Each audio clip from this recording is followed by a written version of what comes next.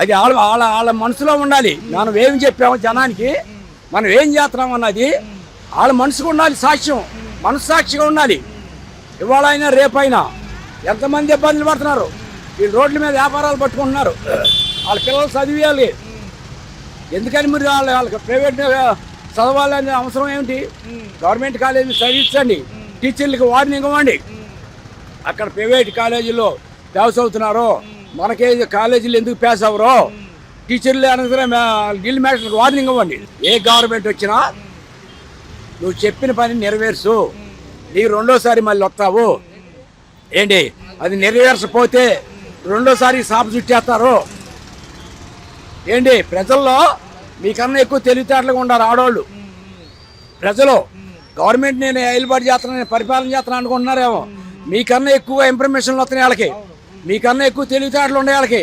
మిమ్మల్ని ఓటేసి ఎందుకు గెలిపించారో, ప్రజలకు న్యాయం చేయాలి, ప్రజలకు అన్నం పెడతారని చెప్పించారు. మాజీ ముఖ్యమంత్రి గారు కూడా పర్యటన నిమిత్తం కూడా ఇవాళ పొదిలి వెళ్ళిపోతున్నారు. పొగాకు రైతులు భారీ నష్టం, ఈ వర్షాల నిమిత్తం కూడా గిట్టుబాటు ధర నష్టపరిహారం ఇప్పిస్తానంటున్నారు.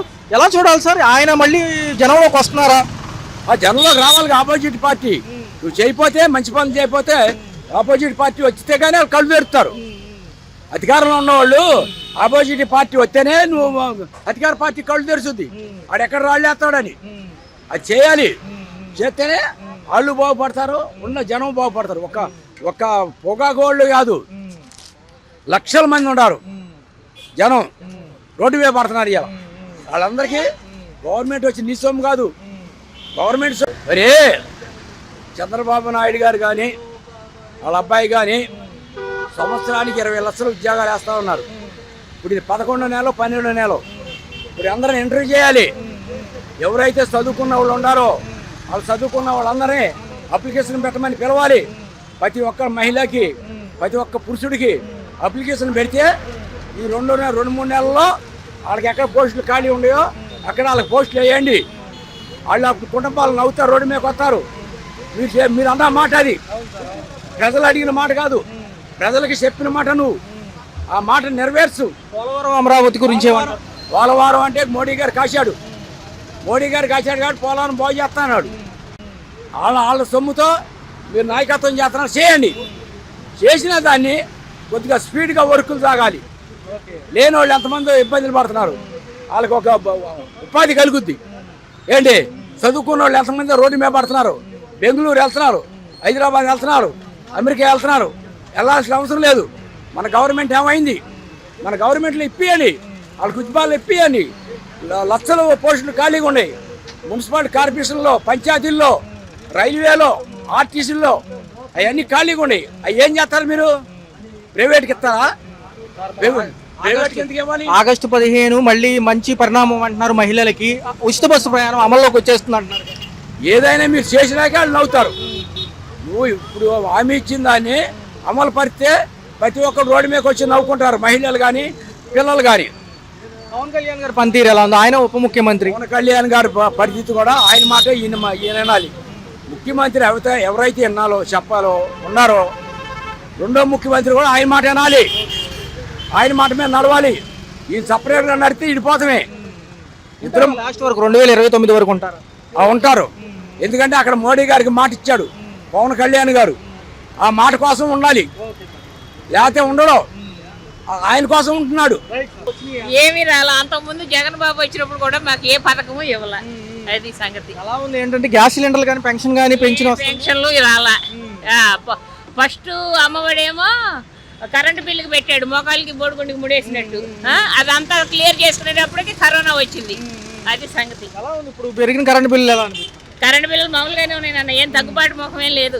ఎవరు వచ్చినా దొంగలు ఊళ్ళు పంచుకున్నట్టు ఉంది. సరుకులు ధరలు ఎలా ఉన్నాయి? అన్ని అవి అట్టాకే ఉన్నాయి. అది ఎలా ఉంది మరి? రాష్ట్రంలో కొన్ని సంఘటనలు జరుగుతున్నాయి. బతికేది ఎట్టాకో మీకు తెలియదా? ఇంకా నేను చెప్పాలా? పరిపాలన బాగానే ఉంది, కానీ ఇంటి పనులు పెంచేసేసి మనుషులకు ఇబ్బంది పెట్టేస్తున్నారు. పన్ను తగ్గించాలి. ప్రతి సంవత్సరం 10% పెంచుతున్నారు. మనుషులు ఎలా బతుకుతారు? ఆదాయం లేదు. ఇళ్ళు ఖాళీ అయితే ఇళ్ళు అద్దెకు వచ్చేవాళ్ళు లేరు. ప్రజలకి చాలా ఆదాయం లేదు.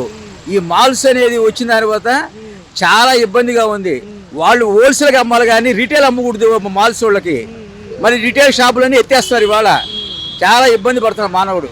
సార్ ఒక పక్క సంవత్సరంలో ఈ కరెంట్ ఛార్జీలు కానివ్వండి, గ్యాస్ సిలిండర్లు ఉచితంగా 3 వస్తున్నాయి. మనకు తెలియదు, మాకు లేదు కదా, మాకు తెలియదు దాని గురించి. జగన్మోహన్ రెడ్డి గారు పొదిలి వెళ్తున్నారు, రైతులను పరామర్శ, పొగాకు రైతులు అంటున్నారు. ఈ రోజు 10:30కే ముహూర్తం అంటున్నారు. మరి రాష్ట్రంలో కూడా కొన్ని సంఘటనలు జరుగుతున్నాయి. దాని గురించి మనకు తెలియదుగా ఇవన్నీ. కాదండి, ఉన్నప్పుడు ఏమి చేయరు, లేనప్పుడు దాని గురించి ఆలోచిస్తుంటారు. ఇప్పుడు రైతుల పర్యటనకి వెళ్తున్నారు కాబట్టి ఏమన్నా ముందుకు ఒక అడుగు పడుతుంది. రైతుల గురించి మనకు తెలియదు దానికి సబ్జెక్టు. ఎలా ఉండబోతుంది సార్? 4 ఏళ్ళు టైం ఉంది, కేంద్రం సపోర్ట్ ఉంది కదా. పోలవరం, అమరావతి ఏమంటారు? పోలవరం అమరావతి పూర్తి చేస్తారు.